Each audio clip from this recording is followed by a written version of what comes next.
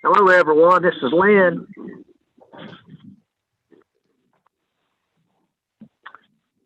Hello.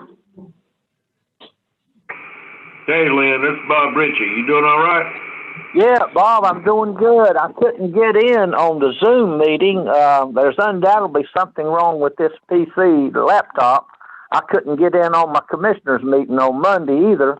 So it looks like I'm going to have to take it up to the IT and let them see what's going on. It just said access denied, so I wasn't able to get on the visual Zoom. So I'll have to join you guys with the cell phone if that's all right. I'm sure that'll be fine. That's the way I do it all the time. Yeah, Me too, well, you know. Well, I like to see everybody, but, you know, I've got some technical problems, but I'll get it worked out in the next day or two and find out what's going on. You're still probably doing better than I am. I am technologically challenged. Oh, really? Well, I can do most anything, you know, when it comes to this stuff, but when I tried to get on the commissioners meeting, they told me the IT department said that Teams had crashed, that it was not just a local, but it was a national problem with Teams. But now this is not Teams, this is Zoom, and it's doing the same thing. When I click on it, it just tells me that access is denied. Something unexpected went wrong with this. Access denied. So I don't know. That's the way it done me on the Teams meeting on Monday. So undoubtedly, it's got to have something to do with this, you know, with this laptop. So I'll get it worked on. Hey, Lynn.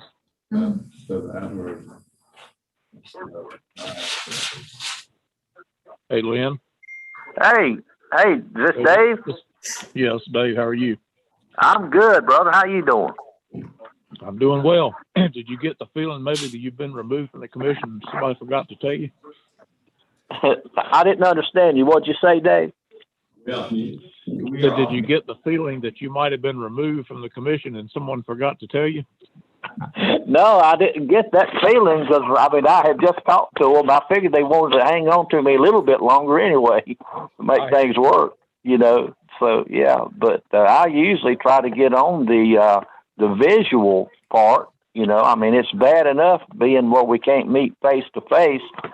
And when you get where you can't even do that virtually, it makes it a little bit more challenging.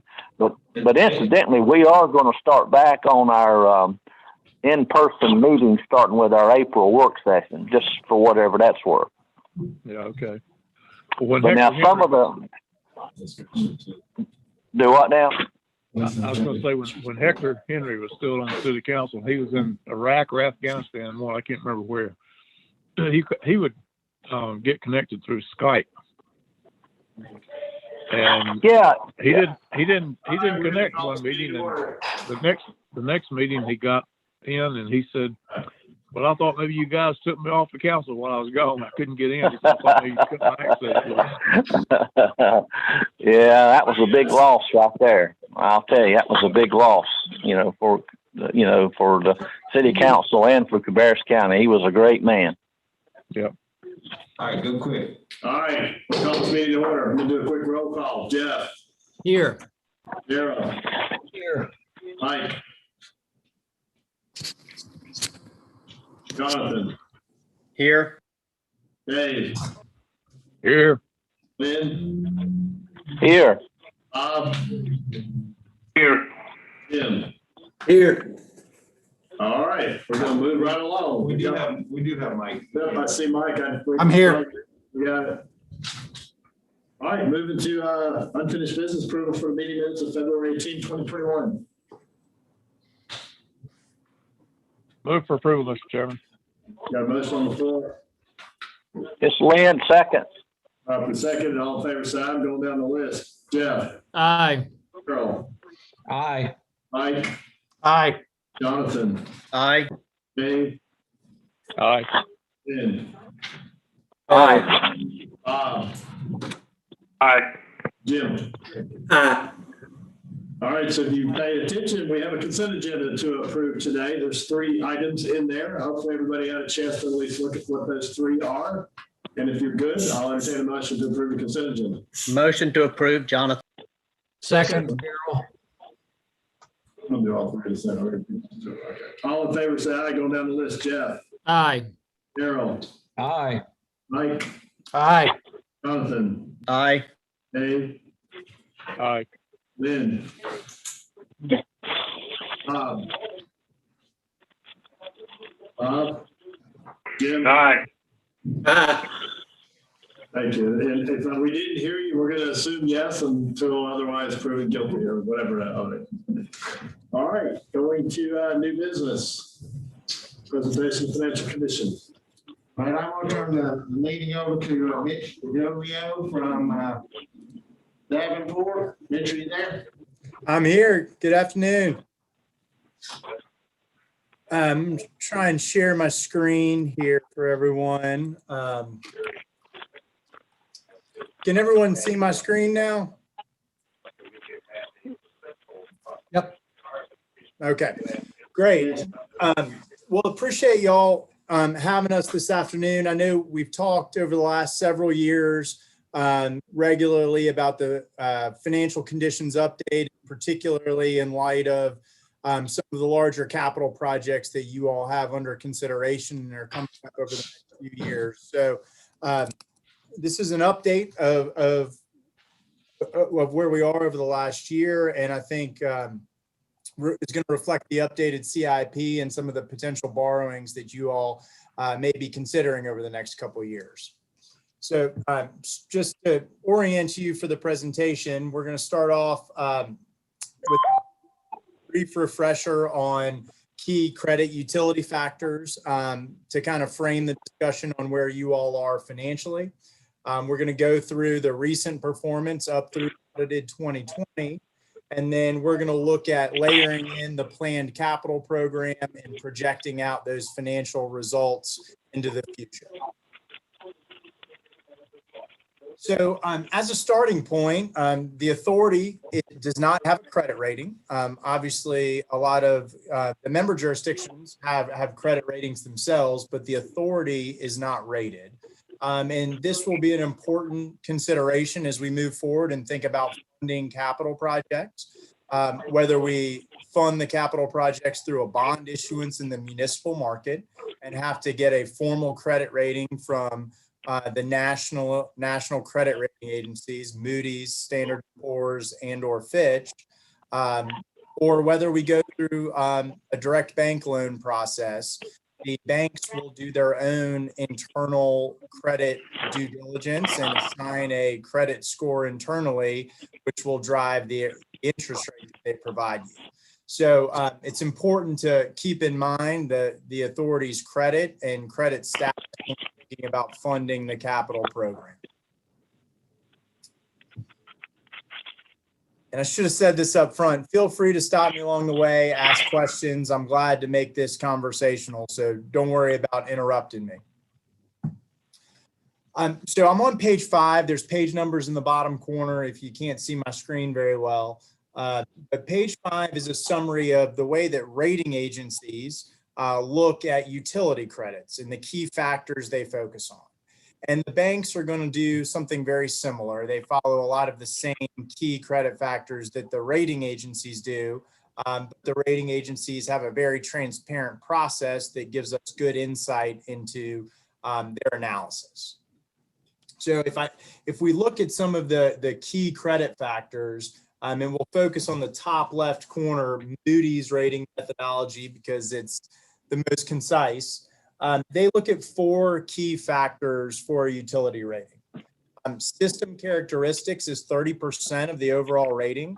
That's really your service area and how large of a service area do you have, the underlying demographics of the service area, things that you all don't necessarily have direct control over. This is more regarding the economy of the underlying area. 40% of the rating is on financial strength, and they look at financial strength. There's really 2 key factors that they focus on: debt service coverage and liquidity or system reserves.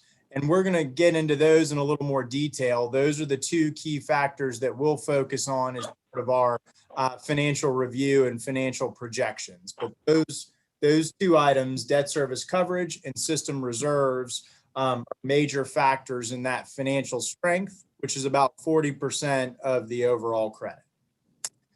Management is 20% of the credit. So obviously important aspect, and this is things like financial policies, which you do have, approach to the budget, approach to capital planning, and do you have adequate capacity in your system, and are you planning for potential future expansions or addressing any legal or regulatory requirements for your system.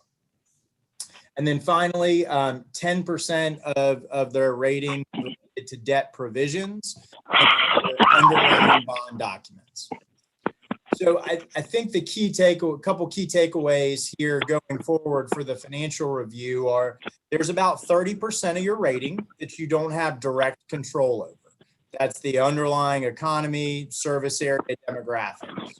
So when we're prepping to access the capital markets or do a potential borrowing, we need to make sure we're focusing on that 70% of the authority's credit that we do have control over, and understanding if we're managing that in a way that'll provide access to the markets. Along the way, we're going to compare the authorities' key financial factors to a series of peers. What we've chosen to look at here is Moody's nationally rated water and sewer systems, and then Moody's North Carolina rated water and sewer systems. And we've got a summary of those systems for you on page 6 that we're actually looking at within North Carolina. But I think this will give us some perspective on those key credit factors, particularly debt service coverage and the system reserves. So on page 8, we've gone back and we've updated the historical look at the authority's financials.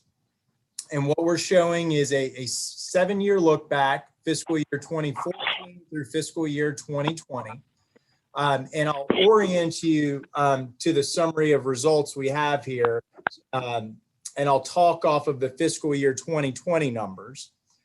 But lines 1 and 2 are just showing growth in charges for services and operating expenditure growth. In 2020, both charges for services and expenditure growth were down compared to 2019. A lot of that, understand, is flow driven. So differences in flow will certainly impact the dollar cost of both revenues and expenses. Getting into the actual numbers themselves, we start with total revenues of $17.8 million. The authority had expenses, operating expenses of $11.2 million, which left us with $6.5 million to fund debt service and or capital projects. The authority paid $2.6 million in 2020 in debt service. And this is where we start to look at that first key ratio called debt service coverage. This is a measure of the revenues that were available to pay debt service from operating revenue versus operating expenses versus the actual amount of debt service. And so in 2020, you all had about 2.5 times net revenue available compared to debt service. You could have paid your debt service 2.5 times from the revenue generated from operations. And that's an important consideration. And you can see if we look back historically, back in 2014 and 2015, line 12 was below 1 times. That means that in these years, your annual operating revenue less your annual operating expenses was not sufficient to pay your debt service. You were having to rely on reserves and or system development fees to pay your annual debt service. Through some of the steps you've taken over time, that's improved and improved to a very solid level at 2.5 times. On line 13, we show what that debt service coverage would be if we were to add in system development fees to the calculation of revenues. So if we look at operating revenues plus system development fees, you would have been able to cover your debt service about 4.3 times. Much greater because y'all have had nice system development fees in recent years. After that, so after you paid debt service in 2020, you were left with about $3.9 million. And that was used to help with a transfer out to the capital project fund to help fund some of the capital projects you're working on. And then you brought in to offset that some system development fees. So all in, factoring in the operating, debt service, and transfers in and out for capital projects, the authority operated at a surplus of about $3.5 million in 2020. And that left us, that raised our cash balance up to about $17.1 million. This is the other key factor in the credit analysis is what are the system reserves look like? And it's $17.1 million. It's a very healthy reserve level. That represents about 150% of the operating expenses of the authority. Or said another way, 557 days of operations. So you've got some cushion here with this reserve should there be an interruption in revenues or a major increase in expenses. The authority could continue to operate, in this case, for 557 days. And we're going to dig into those ratios in a little greater detail. In 2020, the authority also had a balance in the system development fee fund. We know those dollars are restricted for expansion related projects, but that balance was $8.3 million. And that will certainly factor into the plans moving forward for funding the capital program. Okay. So a little more detail on page 9 on the debt service coverage. I think you can see graphically here what I referenced earlier is back in 2014 and 2015, just looking at the operating revenues versus operating expenses, debt service coverage was lower than 1 times. And since that point in time, it's been stepping up nicely, and particularly in 2019 and 2020, 2 very solid years, and ended at about 2.5 times coverage the last 2 years. The authority does have a financial policy related to debt service coverage. It's a minimum of 1.25 times and a target of at least 1.5 times debt service coverage. And so certainly have worked nicely over the last several years to get up to those financial policy targets. And again, performed very strongly compared to those targets in 19 and 20. Standard & Poor's in their rating methodology, they prescribe what they think is a good debt service coverage level. And what they have said is anything greater than 1.5 times would fall into their highest category of strong. And so that's where if you all were to go to S&P for a rating, as of right now, your coverage would fall into that strong category. For some additional perspective on this, right-hand side of the page looks at that peer group that I mentioned earlier. So we've shown the authority's historical coverage for 18, 19, 20 on the top of this chart. Those are the gold bars. The dark green bars are the national AAA, AA, and single A rated water systems across the country.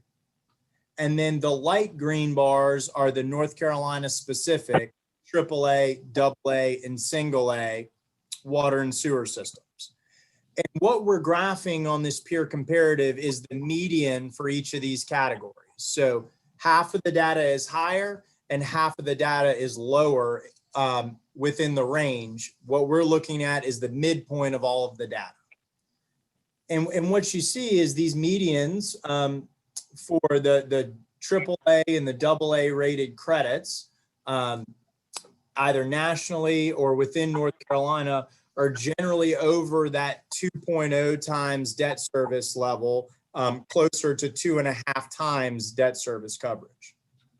So you all certainly right in line with those medians in fiscal year 2019 and 2020.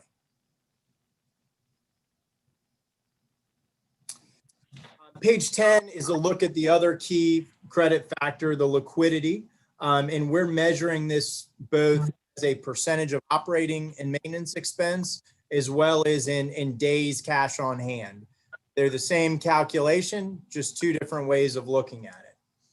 And you can see, historically, the authority's been adding to its cash balance, and this ratio has been increasing since 2015 and took a nice step up in 2020, ending at about 150% cash as a percentage of operating and maintenance expense. For Moody's, they look at this category specifically. And what they say is anything greater than 150 days or, roughly 70% of O&M expense is in their highest category, in that AAA category.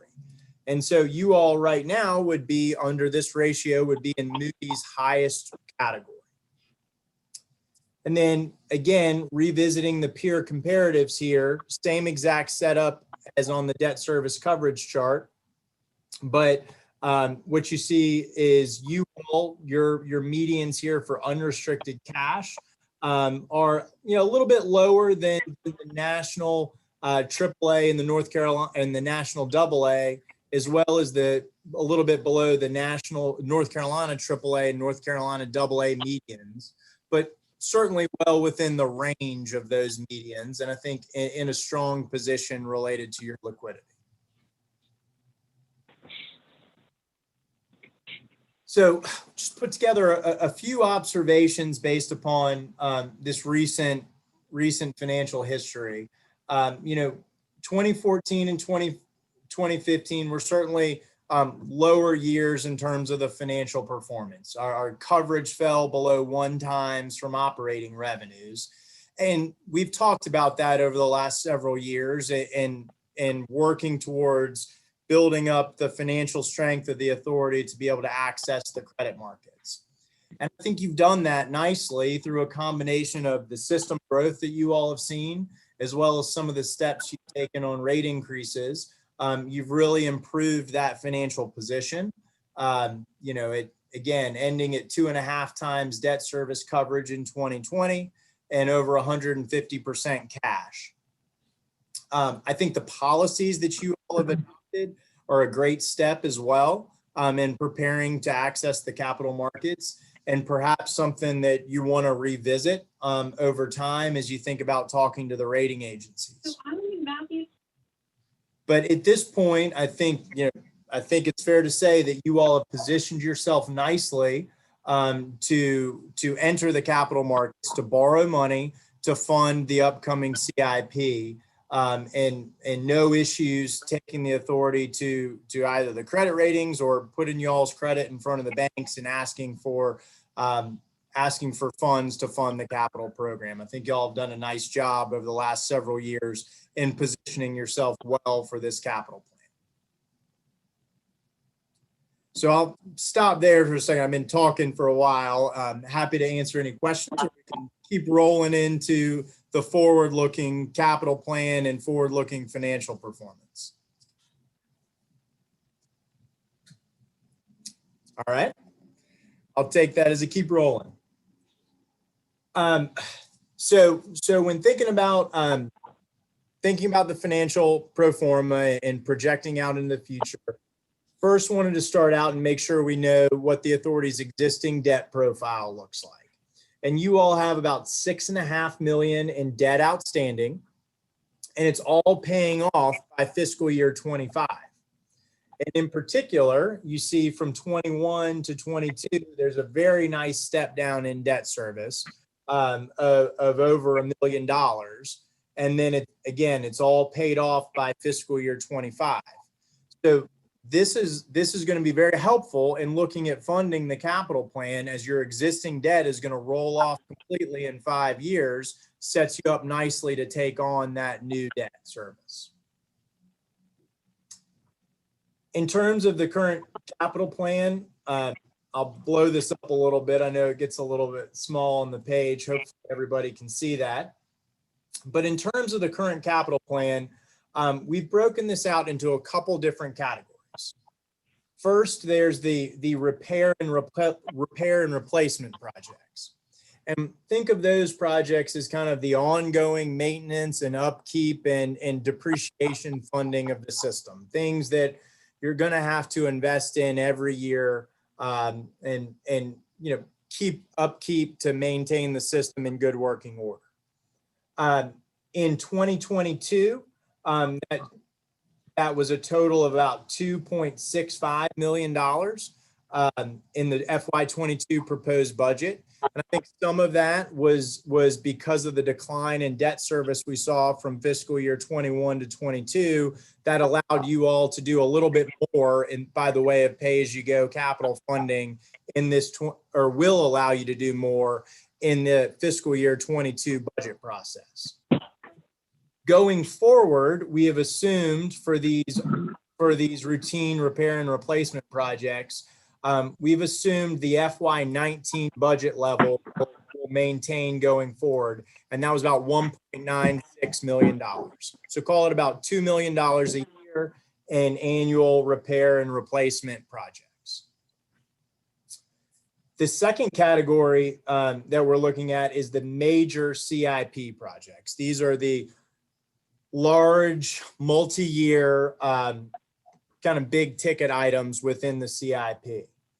And there's a couple of large projects on the CIP for fiscal year 22 through 27. The first one is the Lower Cottle Creek Parallel Interceptor. That's programmed in for this current fiscal year 22, and that's a $34 million project. And you'll see as we get into the financial projections, a portion of that is assumed to be debt financed. The other large project on the CIP is the wastewater treatment plant expansion to 34 MGD. This has been previously in the out years of the CIP, and as we've gone forward, it's crept closer into getting into the current CIP. And I think this year, Mike, we're looking at accelerating that by a couple years and pulling it into fiscal year 2024. So that's a $110 million project to expand that wastewater treatment plant. And it's partially funded by Charlotte Water. So 40% of that cost is going to come from Charlotte Water, but the remainder is going to have to be funded by the authority. And you'll see we're also assuming that a good portion of that project would be debt financed. In total, over this time period, there's about $169.1 million of major capital projects. So 22 to 27, 6-year CIP has about $169 million of major capital projects. There's the ongoing repair and replacement maintenance type funding of about $12.5 million. So the current 6-year capital plan totals $181.5 million. The authority does project out into the future what that capital plan could look like in future years. Fiscal year 28 to 2031 has another approximately $64.5 million of potential projects. And then longer term, fiscal year 32 to 41, there's another $196 million of capital projects. For purposes of this analysis today, we're going to focus on the first 6 years of the CIP, of the capital improvement plan, fiscal year 22 to 27. But I do think it's important to know what's coming behind it as well. So when doing the financial projections, we have to make a series of assumptions. And these assumptions are largely consistent with what we've looked at in prior years. In terms of the revenue levels, we're looking at this at a high level. We're not getting down into specific rate categories and rate classes and setting rates. We're going to look at your total revenue budget, and we'll calculate what that revenue budget needs to be in order to meet certain factors. 1.5 times debt service coverage as shown in your policy, and 100% cash as a percentage of operating and maintenance expense. So we're going to solve or back into what those revenue levels that are needed to meet those financial targets. Operating expenditures are assumed to grow at 4% a year. This is up a little bit from prior year assumptions to reflect some of the current inflationary costs that you all have seen. But so that's a 4% annual growth in operating expenses. And we have not made any assumptions about any potential operating costs associated with the major capital projects. You know, there may be some incremental costs associated with the expansion of the wastewater treatment plant, for example, but don't have those costs quantified at this time, and it's not for certain that there would be any additional costs. So we have not factored anything in at this point, but do want to just make note of that and something to be aware of as we're going forward. We're going to fund the capital outlay as shown on the CIP that we just walked through. And then we've got 2 borrowings planned, one in fiscal year 2022 and one in fiscal year 24, when we fund the Cottle Creek in 22 and when we fund the wastewater treatment plant expansion in fiscal year 24.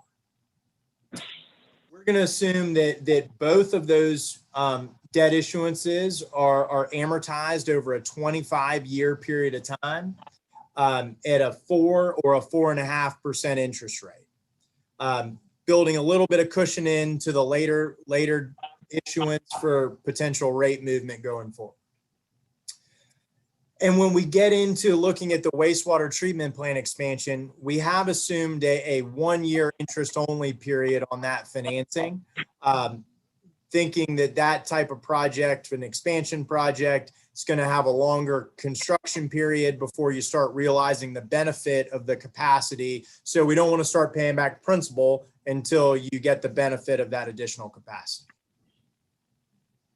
All right, and then finally, we're going to continue to assume some system development fee revenues. We're going to assume $3 million annually through fiscal year 2023. And then we're going to assume $2.5 million annually for fiscal year 24 and beyond. And given the capital plan that you all are facing or looking at, we're going to assume that we can use those system development fees annually as they come in. So whether you're applying it to a capital project cost, or whether you're applying it to the debt service on these expansion projects like Cottle Creek or the wastewater treatment plant, we're assuming that you can use those dollars every year in your annual budget. So when we looked at these scenarios, we looked at a couple of different scenarios, largely around, largely the difference between the 2 scenarios is how we calculate debt service coverage. In scenario 1, we're going to calculate debt service coverage without the system development fees. So just from your standard operating revenues, we're going to calculate what your debt service coverage is. And we're going to solve for what percentage of revenue growth is needed to maintain that 1.5 times coverage and the 100% cash. And we've looked at those revenue increases or revenue growth requirements 2 different ways. If you realize the revenue growth in the exact year that you need it, or if it's spread out evenly over this time period. And then the second scenario we're going to look at is if we do count system development fee revenue as part of our debt service coverage calculation, how does that change these revenue growth requirements?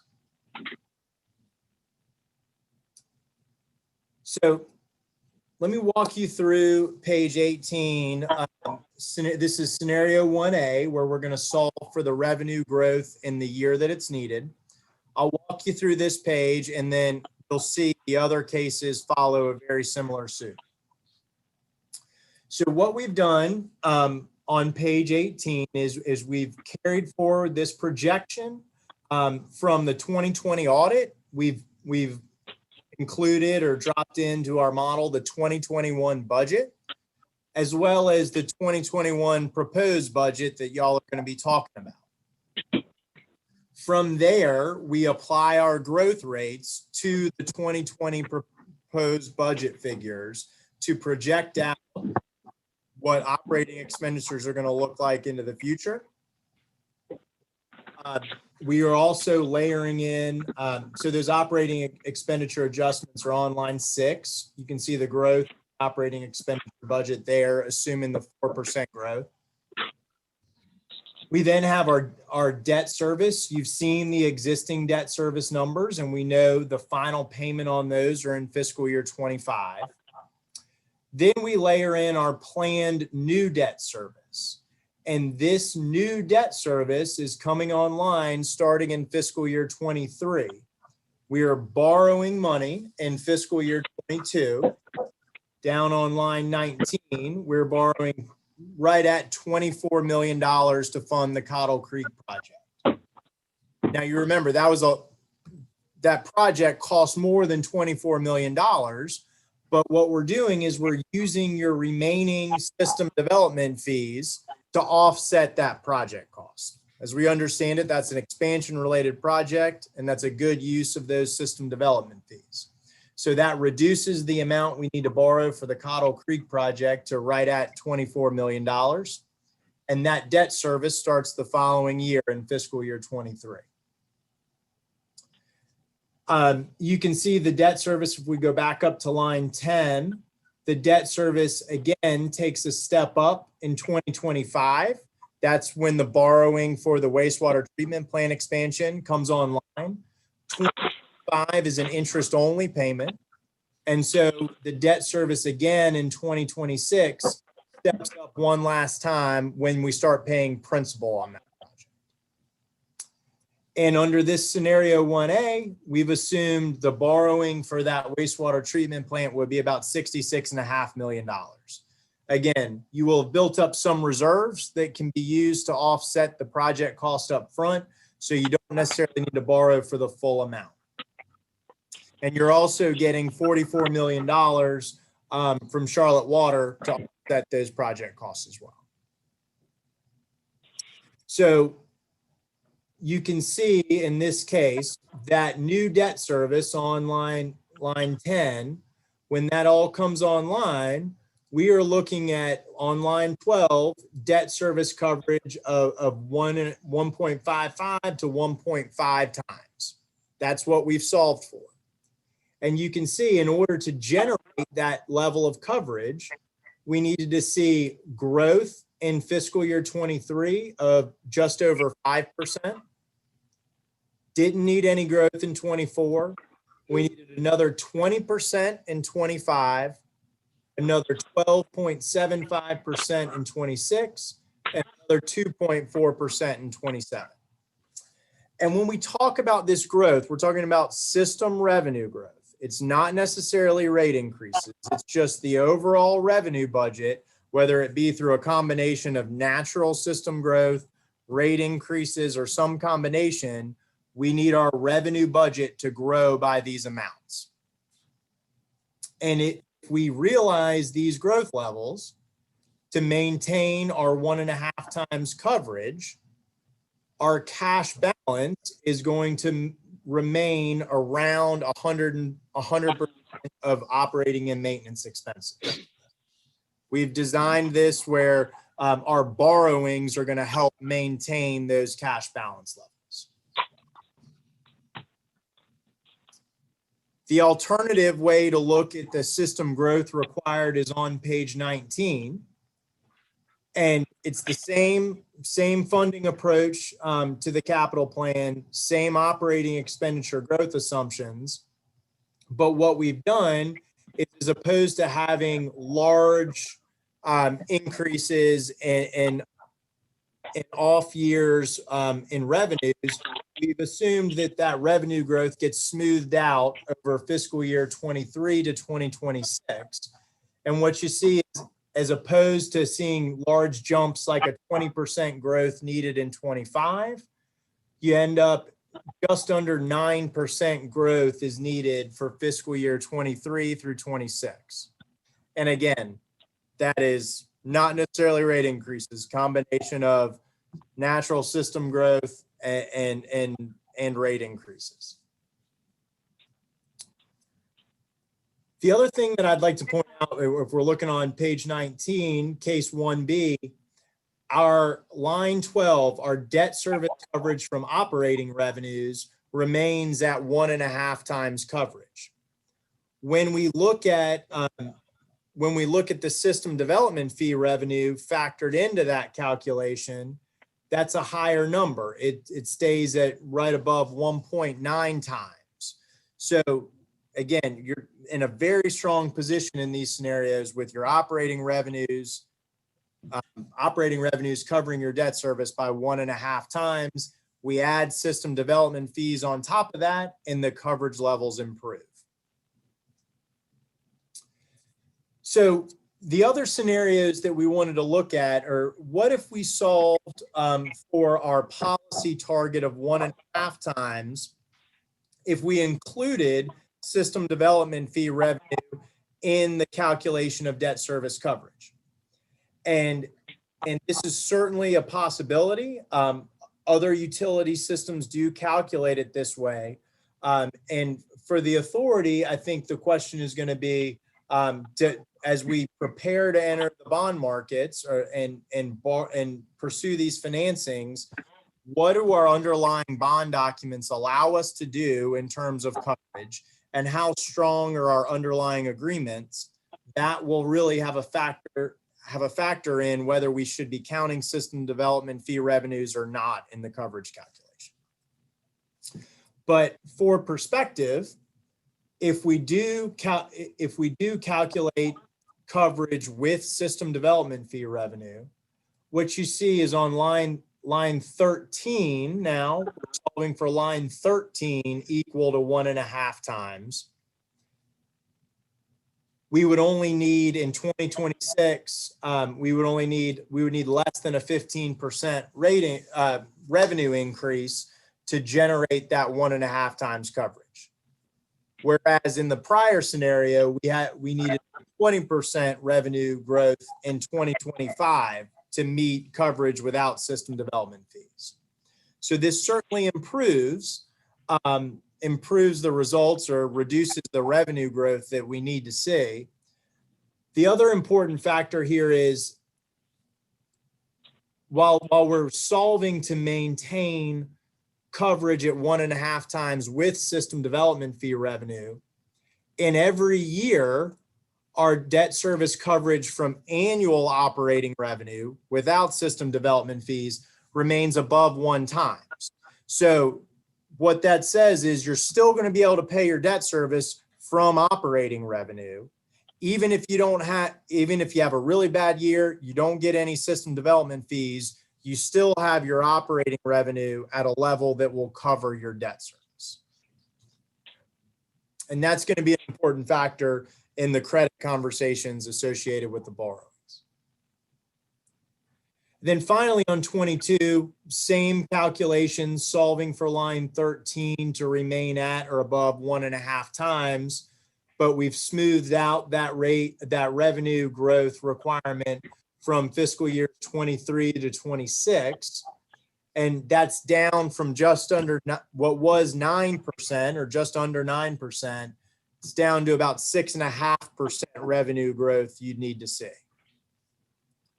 And again, with that being a combination of system growth, rate increases, or both, 6.5% is getting into some, maybe perhaps reasonable levels to expect to see system growth. There's also other conservative assumptions baked in here related to the borrowing amounts. I think we've been a little conservative based upon growing off the 22 budget as opposed to an actual number. So presumably, like most localities, there's some conservatism in that budget figure. So I think maybe over time, there's some room to improve upon these required revenue growth numbers.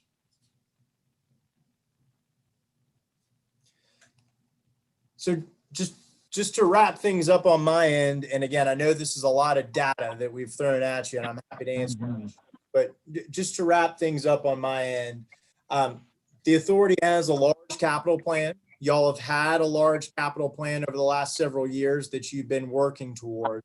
182 million over the next 6 years, and then longer term, next 20 years, total of 443 million. You've got some money left in your system development fee fund and the old capital recovery fee fund that could help offset some of those costs. But that's $8 million compared to 182 million over the next 6 years.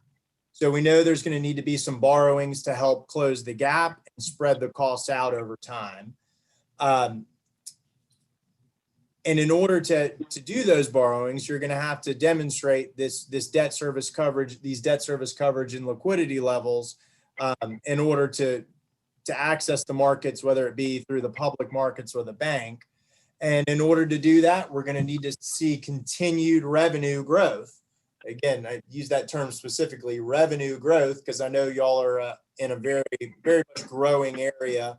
And so hopefully a lot of natural growth can offset the need to see total revenue growth between 6.5% and 9% per year, FY 23 to 27. Y'all have really set yourselves up nicely to access the capital markets. I know, going back several years to our initial presentation, it's a lot easier discussion.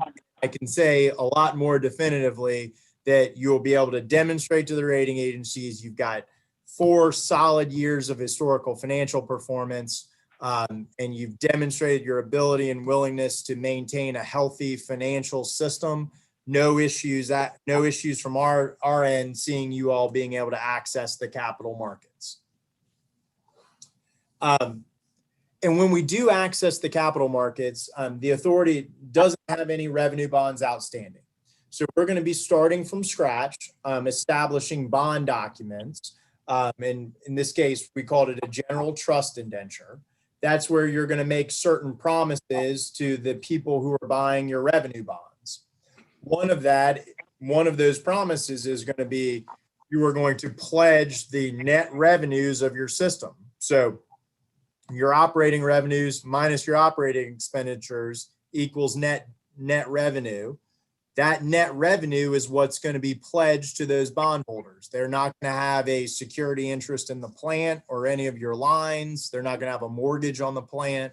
Their only security is that net revenue that you generate on an annual basis. And so when doing that, they're going to ask you to promise that you will maintain a certain level of debt service coverage.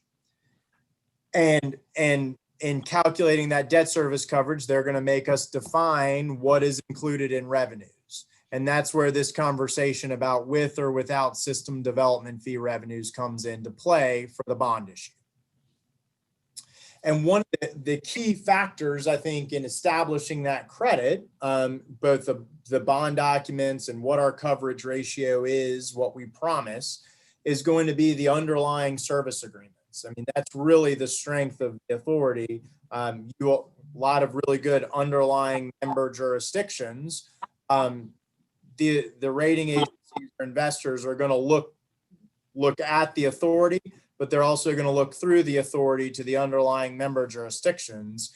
And so there may be a need to revisit the member service agreements as part of this borrowing, make sure they're all current and modern, and make sure everybody's committed to being around to fund the debt service over the life of the loan. And so when doing that and discussing the member service agreements, that will also inform what type of coverage calculation do we need. If we don't have member service agreements in place through the life of the loan, we might need to provide a higher level of debt service coverage to ensure access to the markets. All that said, I think you all are in very good shape financially. I think we had no issues talking to the rating agencies and sharing your financial picture with the rating agencies.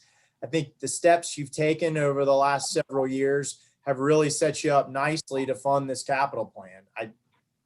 I'm not sure could have said that back in 2015, but I feel definitive in saying that today. You're in a very good position to undertake this program if that's what you all choose to do. I'll stop there and happy to answer any questions.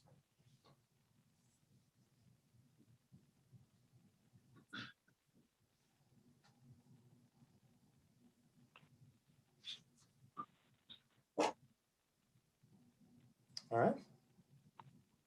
Mike, anything from your end? Anything you wanted me to mention that I hit on? Mitch, I think you covered it pretty good. Thank you. Yes, sir. All right, another questions. Thanks, Mitch. Yes, sir. Keep going. Since you're up, propose on your budget. Mike, is it all right? Would you like me to hang on? No, that's okay, Mitch. There's no need to hang on unless you're bored and want to. All right. Thank you all very much. Thanks, Mitch. Thank you.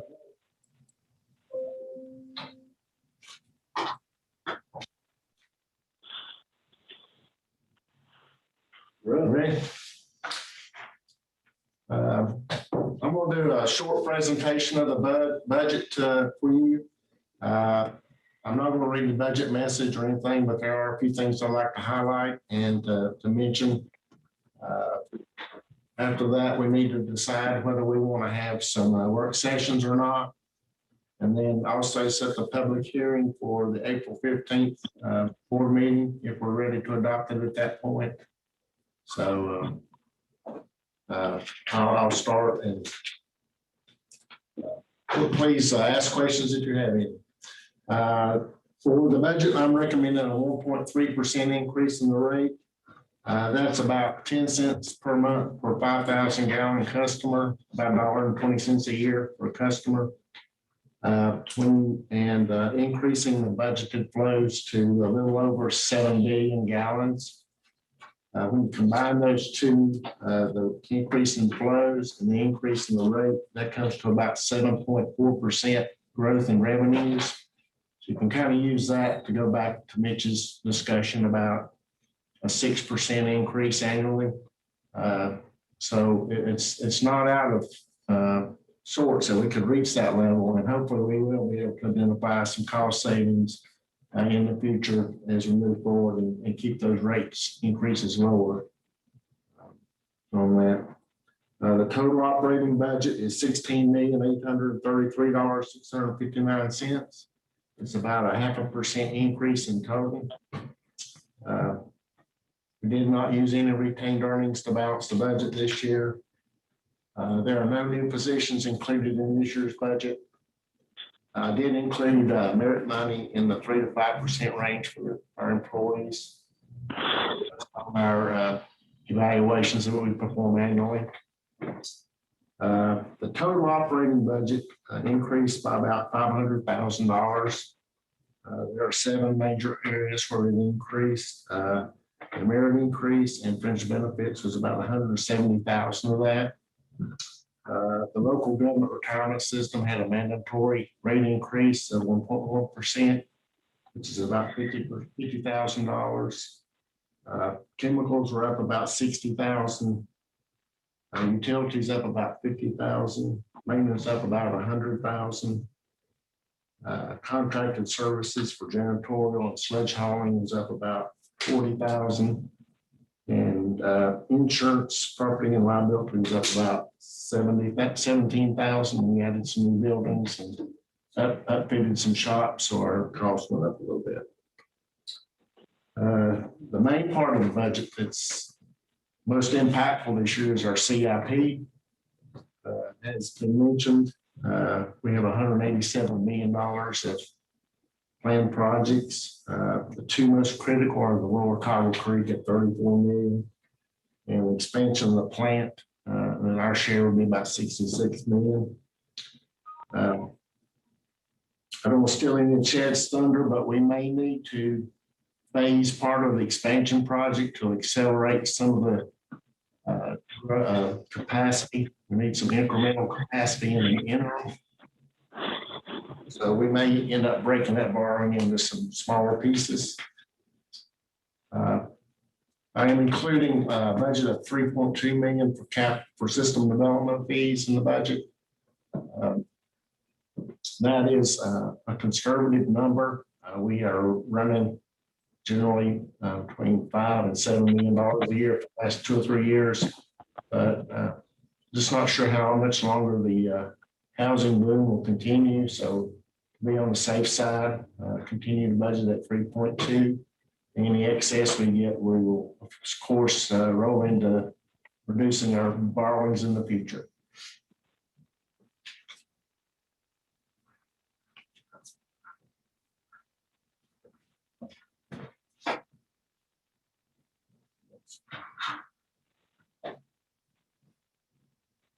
For those of you who can see the screen, I just want to highlight again the system development fees. You can see we have about as many years above around $3 million or below $3 million as above $3 million. And we're projecting about $7 million this year. And that is really increased because we have several large apartment complexes permitted this year. And that has bumped up a substantial amount.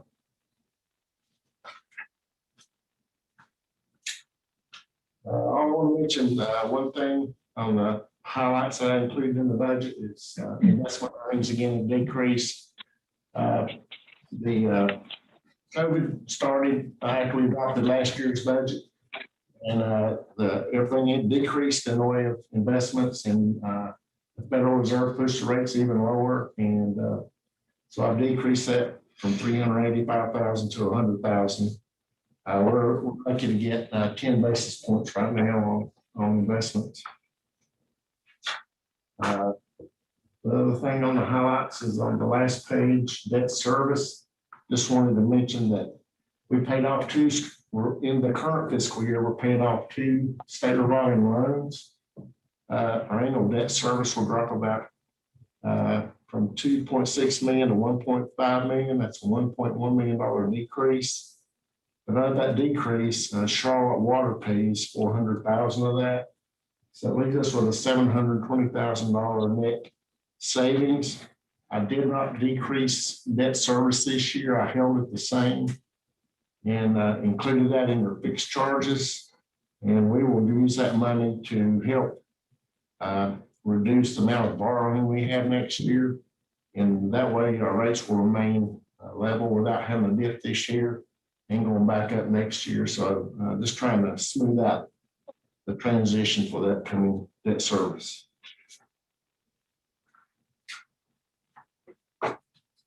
Here's a historical summary of our rate increases.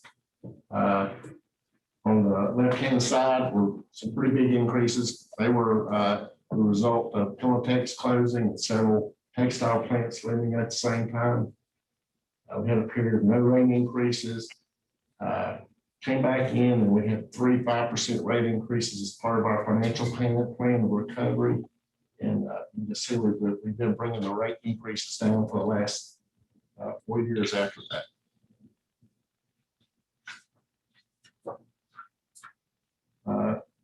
Here are our actual budgeted flows versus our projected flows. I want to point out that 18-19, where we see the large spike of almost 8 billion gallons. We had 74 inches of rain that year, when we normally have about 46. In 1920, we had 60 inches of rain, again against 45. The current year we're in, we're on a trend that hit 7.3 billion gallons again. Right now, we should be at 30 inches and we're 44 inches. So we have had 3 years of very high rainfall. It's impacted our system in some pretty dramatic ways. And Chad will talk about that more later. The next schedule is our debt service, our outstanding debt. And you'll see in the upcoming budget year, we will be dropping, got the wrong one highlighted, but we will be dropping down to 2.8 million next year at the end of the year. And this goes back to talking about some of the things that Mitch discussed. These are cash available. This is our unrestricted reserves. You can see we had a peak in 2011 of about 30 million, I believe 31 million. And during that period, we started the heat and energy construction. Spent a lot of our cash, brought it down to about 10 million in 2015. And then started our recovery process and brought it back up to around 23 million.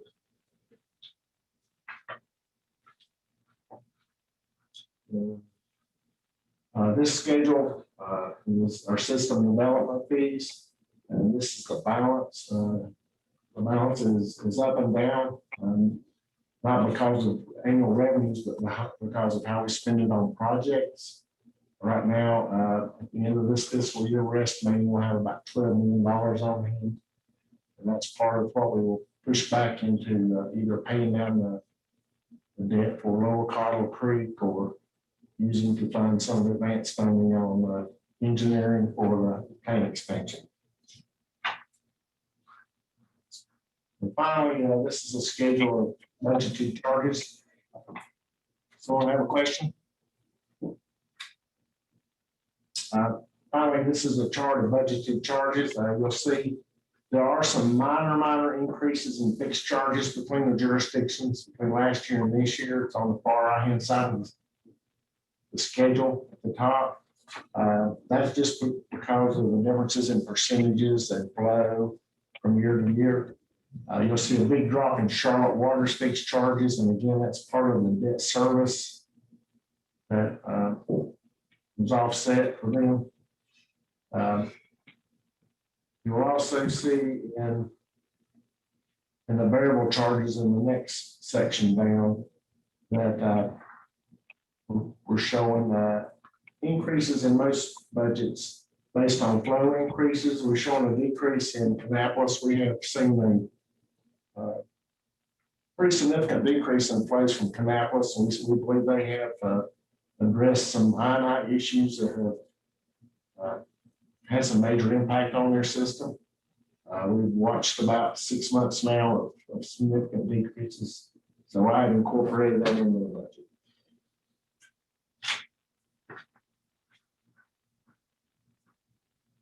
And our CIP is part of the budget this year, and it's included in part of the information I sent out. Again, we have 2 major projects that we need to keep in mind. It's the Lower Rocky River Parallel Interceptor and the Rocky River expansion are our two major issues that we'll be dealing with over the next couple of years. I'll be glad to discuss any of the issues in the budget or answer any questions anyone may have.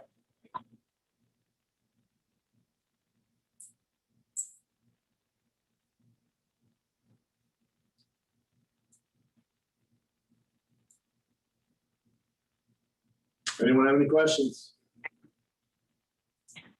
You're on mute or not?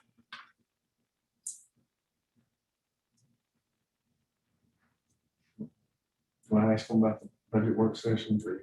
I can do that. So if we move B to B, do we feel like we need any budget work sessions, or was the presentation that just provided and data that you've all received in your mail sufficient?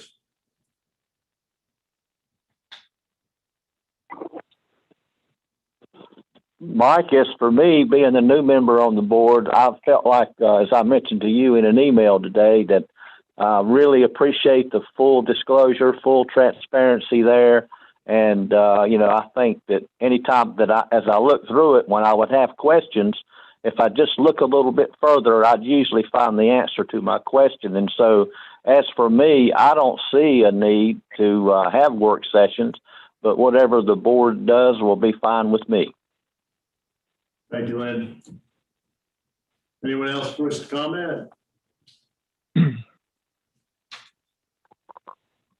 This is Dave. I don't really see a need for a work session either. Got two, at least 2 more, 3 more. I'm good with no work session. I think we're. Mr. Chairman, I'm good with no more work sessions. I think we need to go ahead and set the public hearing date. All right, I'll entertain a motion to set the public hearing date for April 15th, 2021. So moved. A motion on the floor. Second, Second. Bob. All in favor, say aye. Going down the list, Jeff, Aye. Errol, Aye. Mike, Aye. Jonathan, Aye. Dave, Aye. Lynn, Aye. Aye. Jim. Aye. All right, wrap that up. Moving to Rocky River Regional Waste Water Treatment Plant preliminary design update. Chad?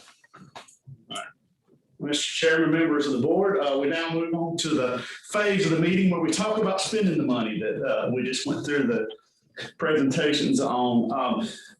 Ron Caldwell has been working, as we've been talking about, on the preliminary design of the expansion of the Rocky River plant. George and Nipsakakis with Ron Caldwell will be taking over the screen here shortly for a presentation on the work that's been done to date. Feel free to, we'll have a section at the end for questions, but feel free to jump in and ask questions of George or myself as he moves through his presentation.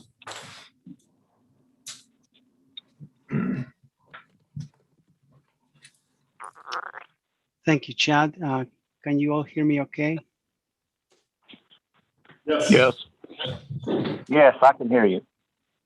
All right, let me try to share my screen now in a second.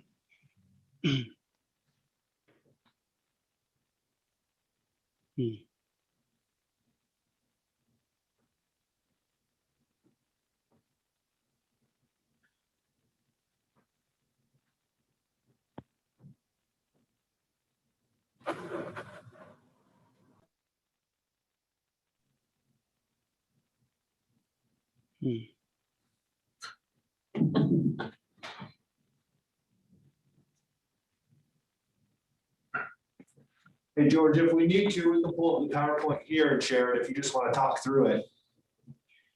Yeah, we can. My computer is playing games now and freezing, and I might lose you. And I gotta come back on. No, but that's wait. fine. Can you see the screen still? Give me a second here. Let me come back to it. Yes. Now. Yeah. Now I can see the screen.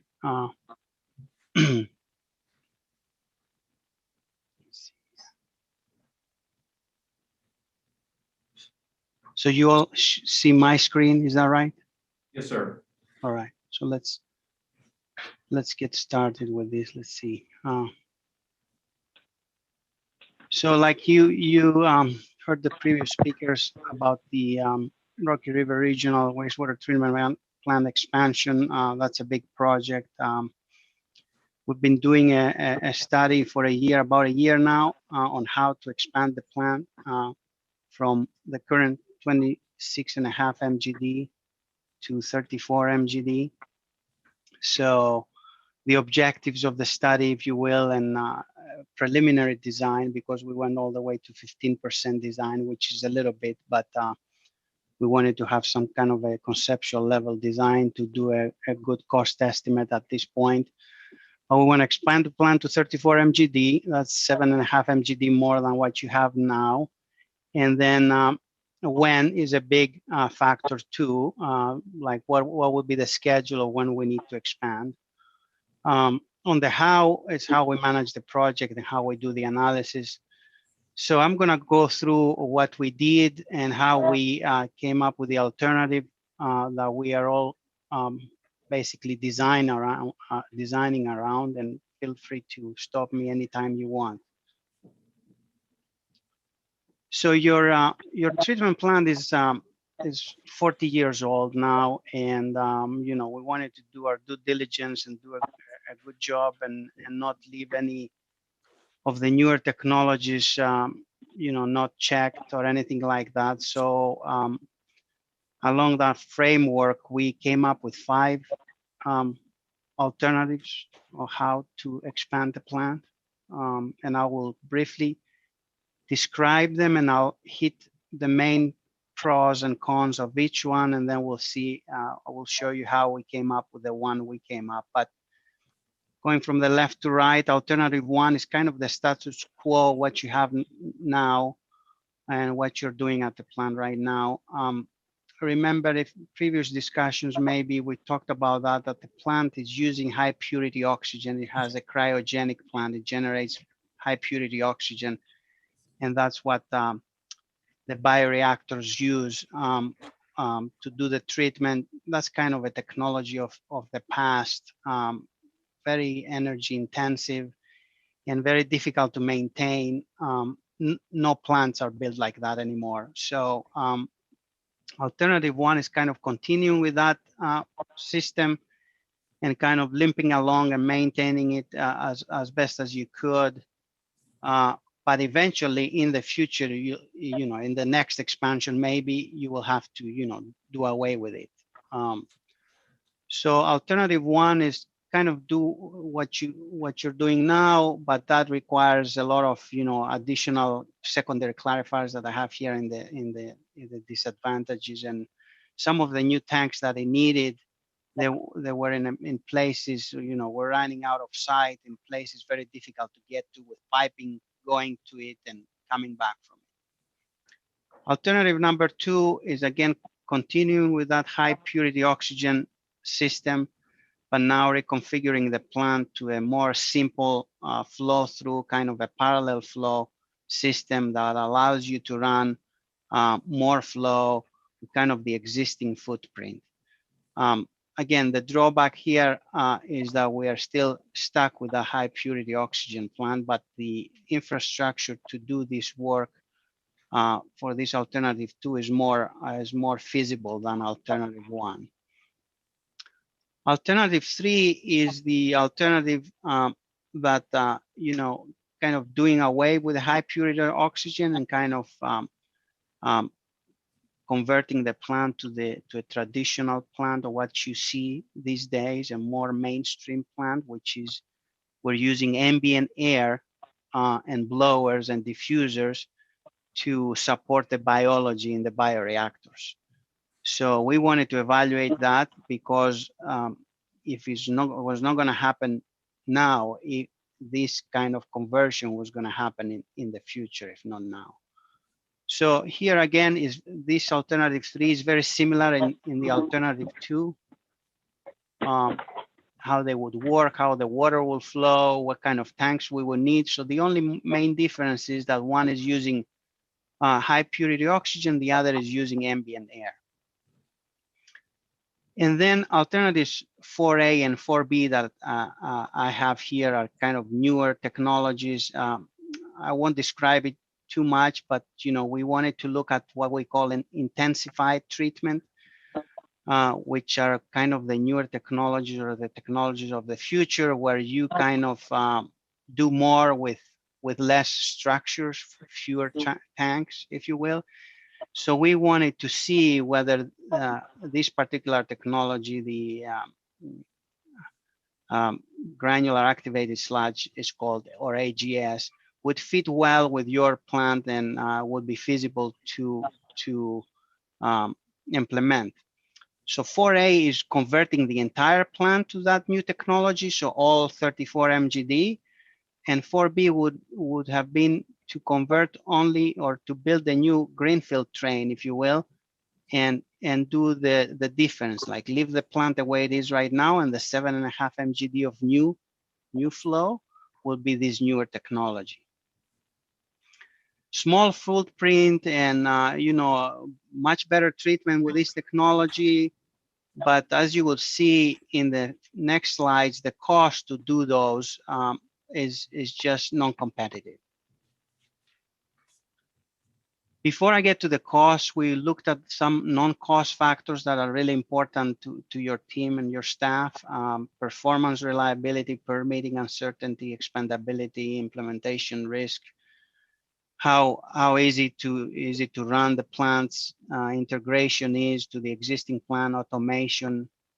So we ranked all these alternatives with a simple scoring system, 1, 2, 3. And high number is a good number, low number is a bad number, or green is good and red is bad. And you can see here how they all compare. And you can see alternative 1 through 4A, they are kind of hover in the same area on a score of 16 or 17, and alternative 4B receive a very poor score because we don't want to have to operate 2 different treatment plants. I have the old plant, and then I have a brand new plant, a 7.5 MGD. Have to balance the 2 and maintain the 2 and run the 2 completely different.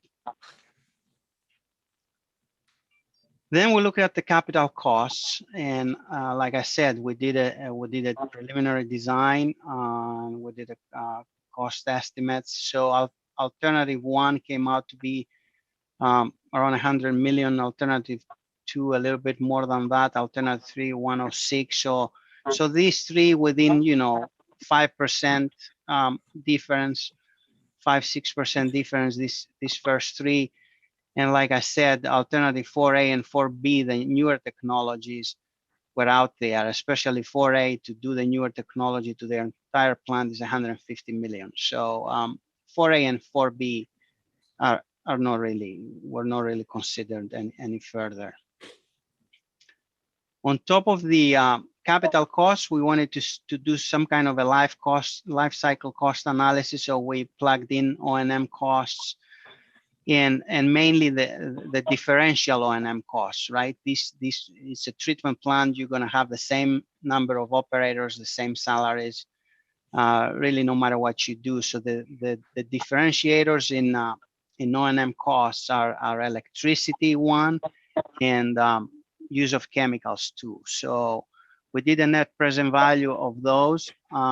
And combine that with the net present value of construction cost, and alternative 2 and alternative 3, and a little less alternative 1, but alternative 2 and 3 were pretty much equal in the net present value.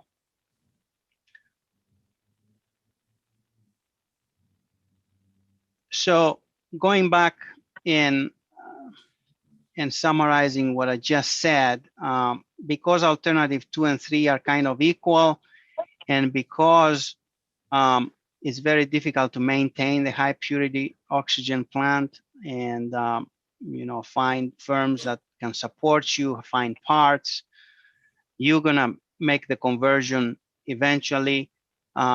because they are kind of equal, we all decided as a team that let's go ahead and move to diffused air, regular ambient air, and expand the plant that way. So the team picked alternative number 3, and that is the basis of design of what we're gonna do to expand to 34 MGD.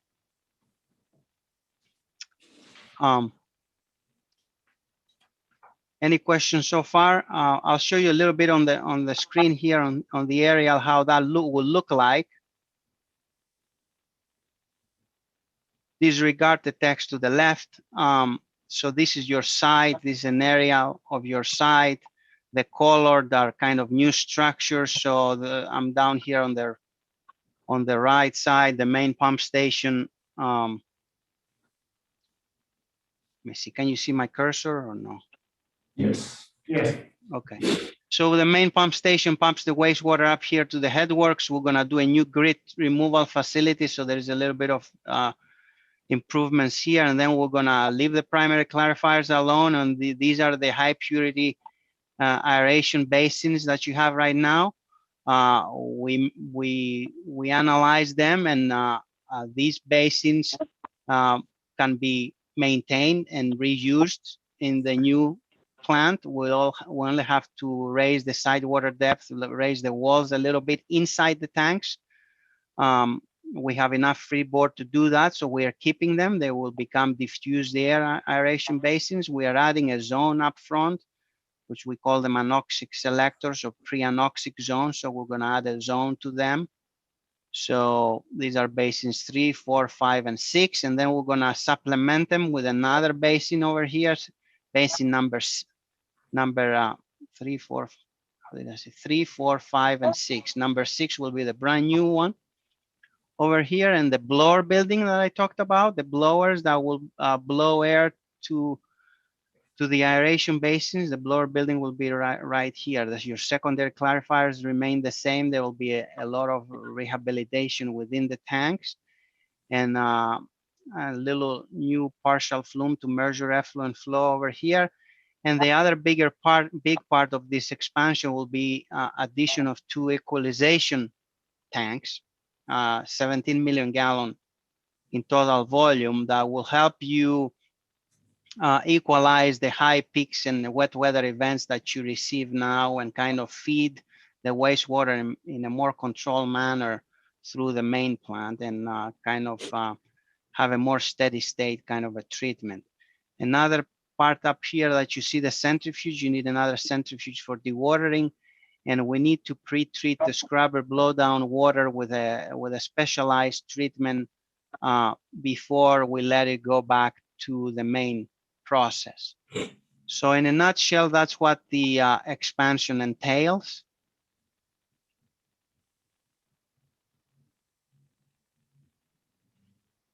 And with that, I will go to the schedule.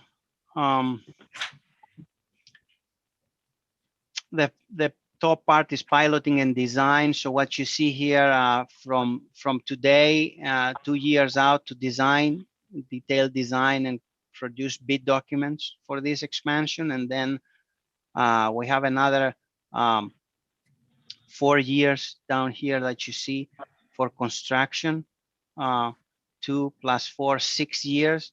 We originally had an 8-year schedule from today, but seeing the flows and the growth with your team, we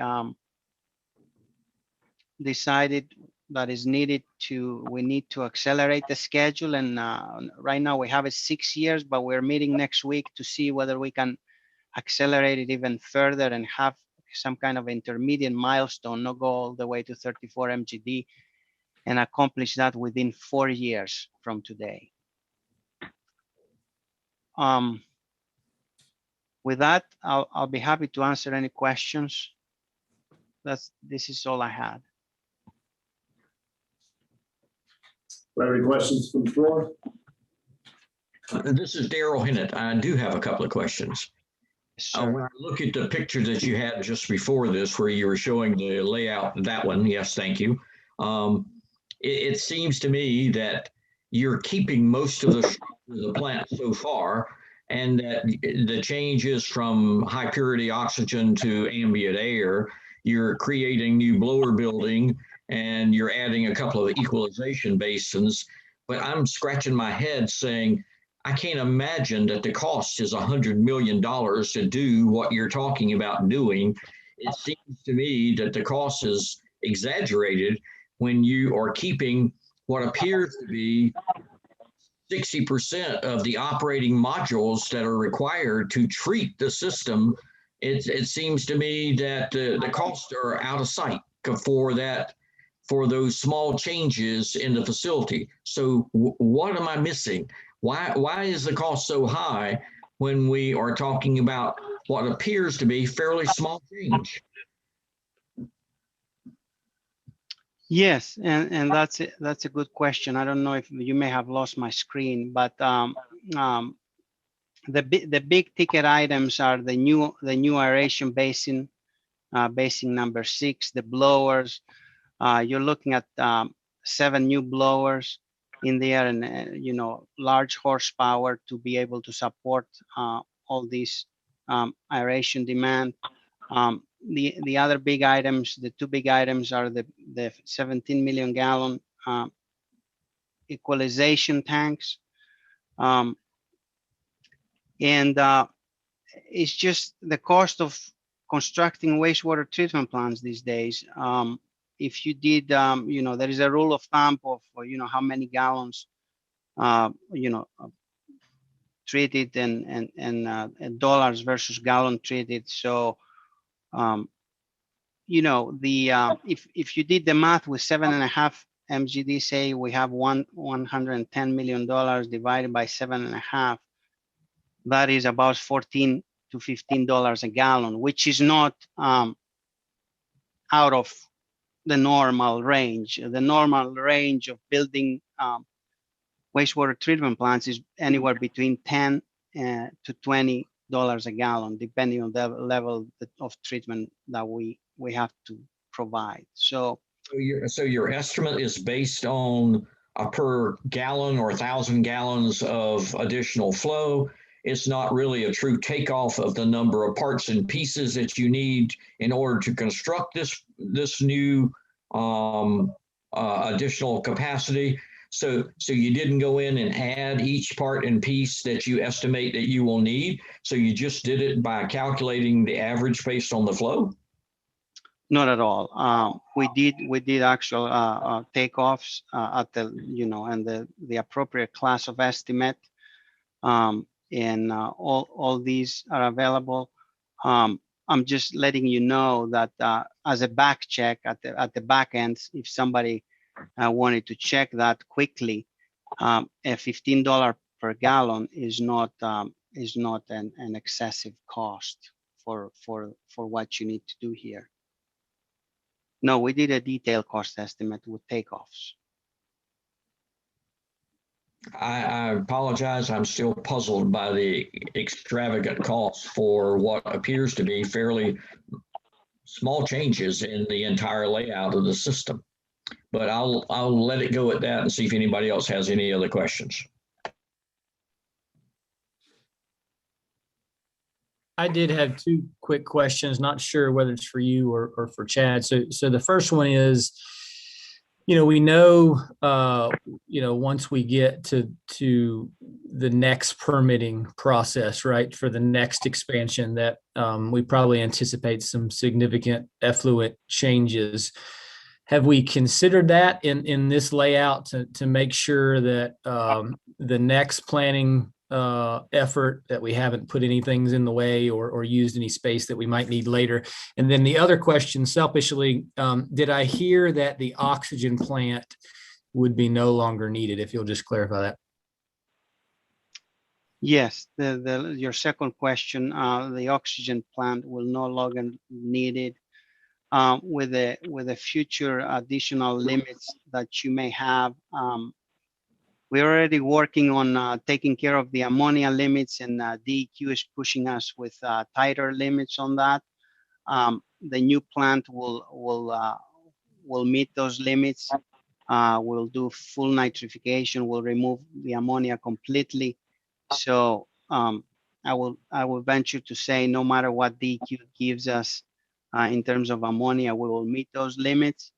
And then you may see phosphorus limits or total nitrogen limits in the future. Right now, that's not in the foreseeable future, maybe more phosphorus and nitrogen, but the new plant will do some removal of that sort. It will remove nutrients of what we call nitrogen and phosphorus. It will just be a bonus. We're not going to be doing it because of DEQ is asking us to do it, just because the sludge settles better and treatment is better if you remove a little bit of nitrogen. Those anoxic selectors that you see here, and some phosphorus removal will be done there. So we are set up well to meet future nutrient limits when they come. Of course, additional treatment will be needed, but the pollutant of concern right now is ammonia, and that will be taken care of. Excellent. Thank you for that.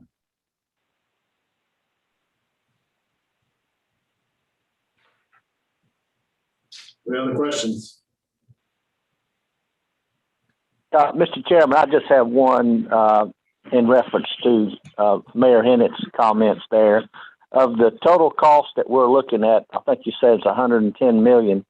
Are there any contingency built into that?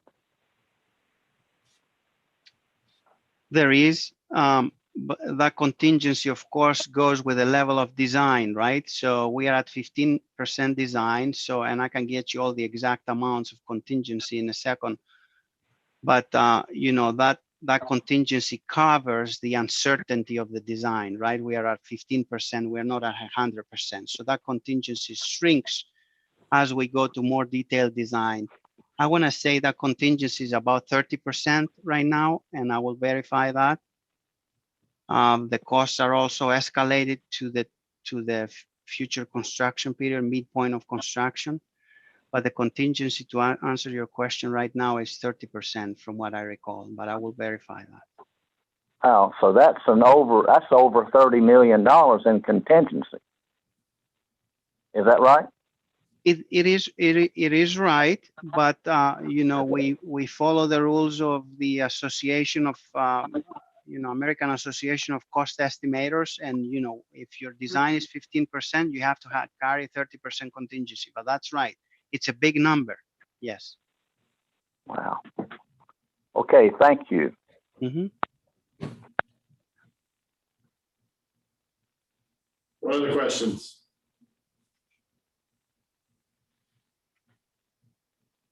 Included in this cost, we've talked about the need to replace the whole electrical supply system. I assume that cost has now been included, rather than, I think at one point we talked about doing that up front, but now this is part of the plant expansion.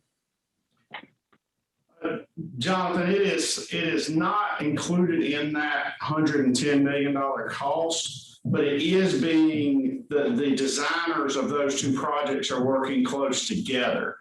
We certainly do not want to make an investment in an electrical system replacement that does not work well with the expansion. So there's the potential for those projects to merge into one construction project in the future as we move forward, or to be built as separate projects. So for now, we have kept those as two separate items on the CIP.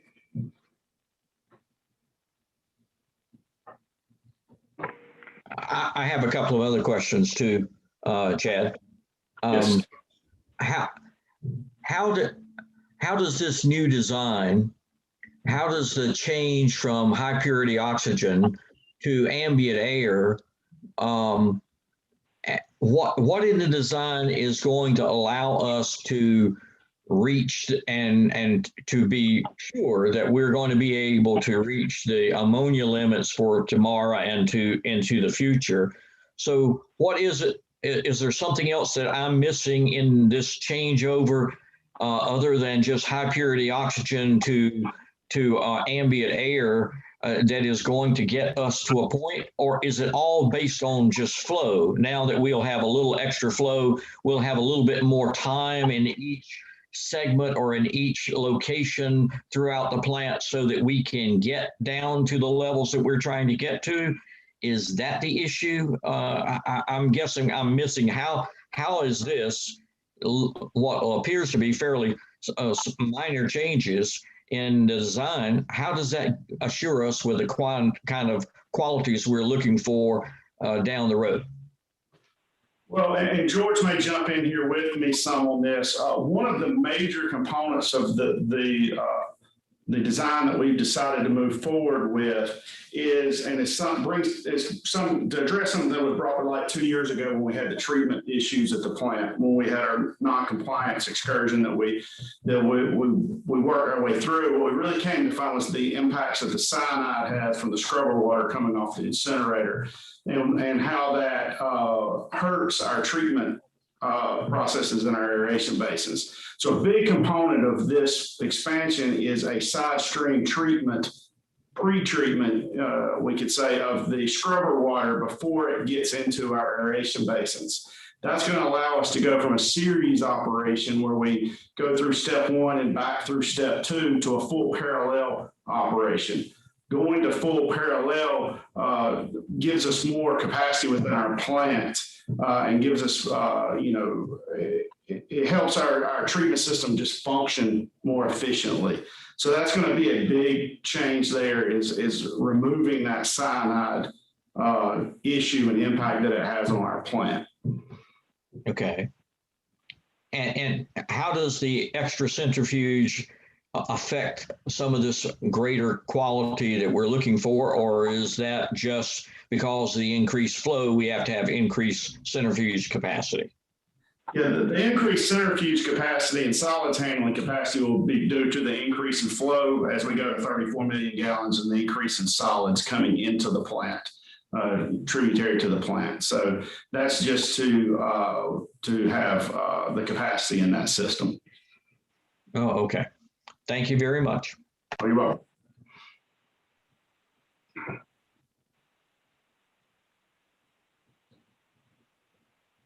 Any other questions?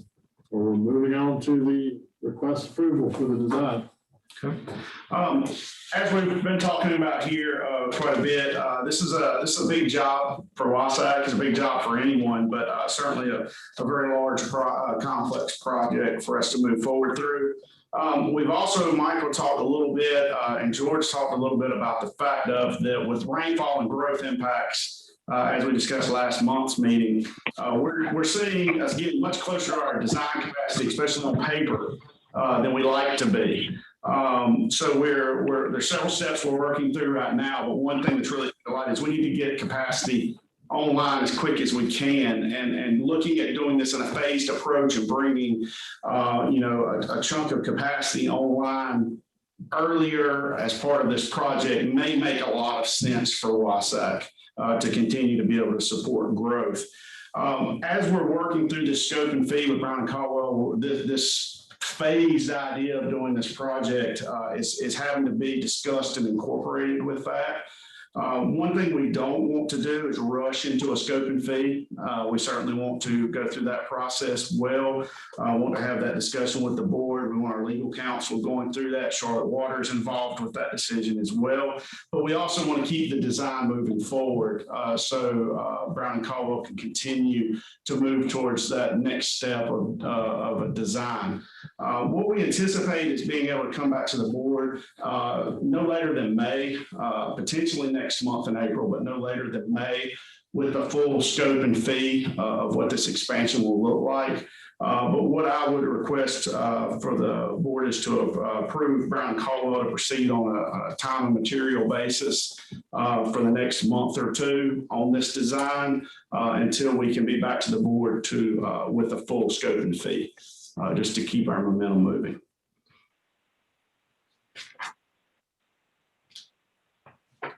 Okay, motion.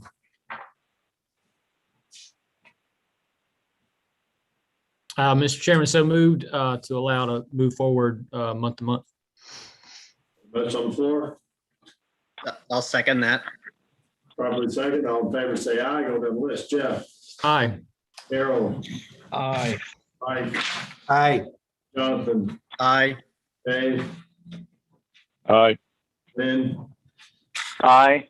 Bob, Aye. Jeff. Aye. All right, motion carries. Back to you, Mike, for approval of capital project orders for regional wastewater treatment. Well, since you've authorized them to proceed, we do not think they'll spend anywhere near the amount we're asking for, $1 million, but we just want to go ahead and take care of allocating some money to that. We will be back once the final scope is determined. I asked for several more $1 million for the design, but right now we'd like to ask for $1 million from system development fees, 600,000 from system development fees, and we have a budget 400,000 from Charlotte Water, since they participated 40% on this expansion. Ask for your approval of that amendment.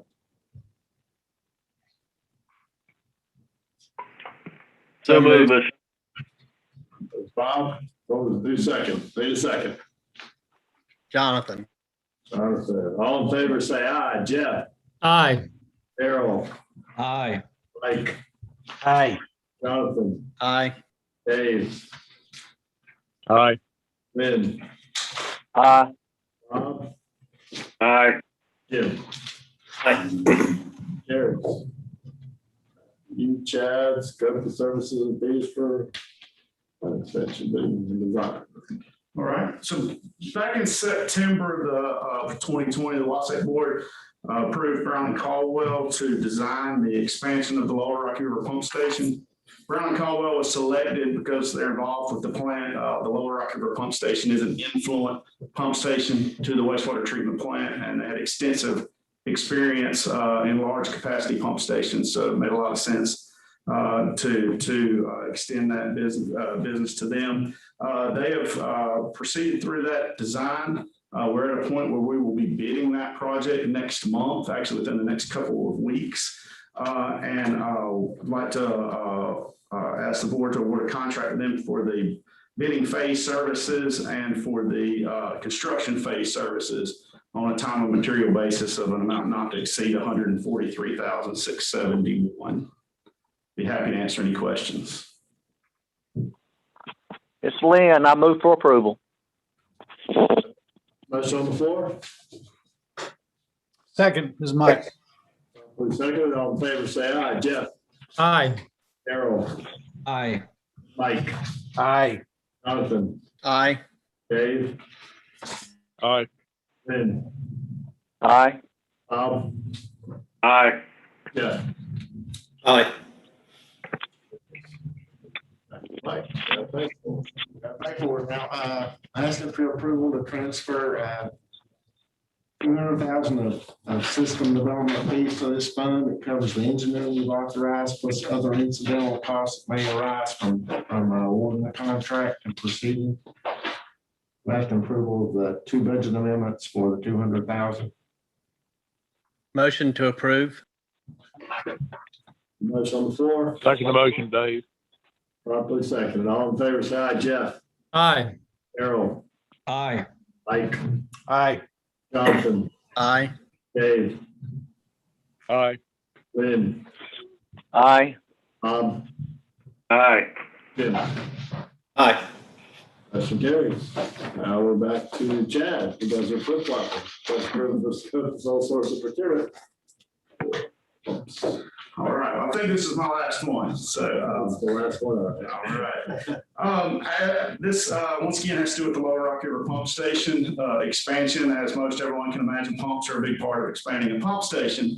Luckily for this project, when this pump station was built in 2001, the designer in WSACC had the foresight to build the pump station with the capacity just to drop in 2 pumps. So the wet well, concrete and steel is there. We just have to install pumps, do some work to the force main, some electrical gear, a surge tank to kind of protect the force main, you know, some work like that, but made it a much simpler project. The pumps that are currently there, there's 4 pumps that we'll be adding to bring us a total of 6 pumps. The 4 pumps that are there currently are original pumps from 2001. So they're 20 years old at this point. They were going to require some significant upgrades and some significant costs to bring those pumps up to coexist with the two new pumps, more modern pumps. With that being the case, it made the most sense for WSACC to put in 6 new pumps at this pump station and to replace all 6. So when we bring this capacity online, we have a pump station that's going to serve us well for many years into the future, which is especially important with its critical nature as an influent pump station and the amount of flow that the pump station carries for WSACC. All of our major wastewater pump stations, the main pump station at Rocky River Plant and the Reedy Creek pump station have the Flight pumps, which is the manufacturer of the pumps, and have for many years. We have our staff has extensive experience of maintaining these pumps, been through extensive training on these pumps. We have spare parts inventory that we rely on these pumps. And then also with the 4 pumps that we were replacing, Flight pumps will simply drop into the spot. There's the lifting mechanism, the guide rails, the lower elbows, discharge elbows, all will match up and drop straight in, which will make it a much more cost-effective and timely installation for us from the construction side of things. We have we've had an extensive relationship with Flight for a number of years. We buy parts and work with them on a regular basis and confident on their pumps being the best pumps into the future. They've also served that pump station well, this particular model, with no clogging and no real issues over the past 20 years. Other than just wear as they've pumped wastewater. So it'd be my recommendation to the board to approve WSACC to be able to negotiate with Flight for the purchase of 6 pumps for the expansion of the Lower Rocky River Pump Station. I'd be happy to answer any questions. Mr. Chairman, I move that we purchase the 6 Flight pumps. Motion on the floor. Swan, I'll second the motion. All right, for a second. All in favor, say aye. Going down the list. Jeff. Aye. Errol. Aye. Mike. Aye. Jonathan. Aye. Dave. Aye. Lynn. Aye. Bob. Aye. And Jim. Aye. Move to public comment. Is anyone online? I'm gonna make a public comment since I heard earlier that the county is moving to in-person for their meetings going forward in April. I think we probably should have a quick conversation just to set Michael to know what he needs to be doing for us. Do we want to do that in April or do we want to defer? I'll open that up for a quick discussion before we go into closed session. I guess I would comment that I just don't think, one of the reasons we're able to do that is we have the multi-purpose room that it allows us to space out. Plus we have the commissioner's chamber. If there is public that wants to come, then we can set up a remote or only semi-remote audience. And I just don't think the WSACC setup has that. So if we do consider in person, we might need to look at another location. I agree with that.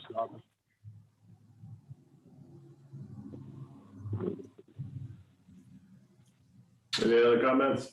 Just want to make sure we let Michael know what's going on so we can plan appropriately. Yeah, I agree with that. I think if we find another location, then I'm fine coming back together, but we need more space. I guess if we all have our shots, we could get back together too, based on the CDC guys. Yeah, exactly. How many of y'all had shots? I've had my first one, and oh boy. Looks like everybody I've probably had has. both of mine. So maybe we talk about it in May and by like June. I know I had both of mine, so probably most of us will have shots by June. Mm-hmm. All right, we'll defer discussion on that and maybe we'll talk about May and see where everybody is.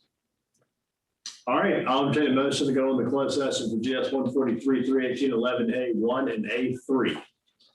So move. This is Mike. Second. Motion for proper second. Going to just say it. All in favor, say aye. Aye. Aye. Aye. Aye. Aye.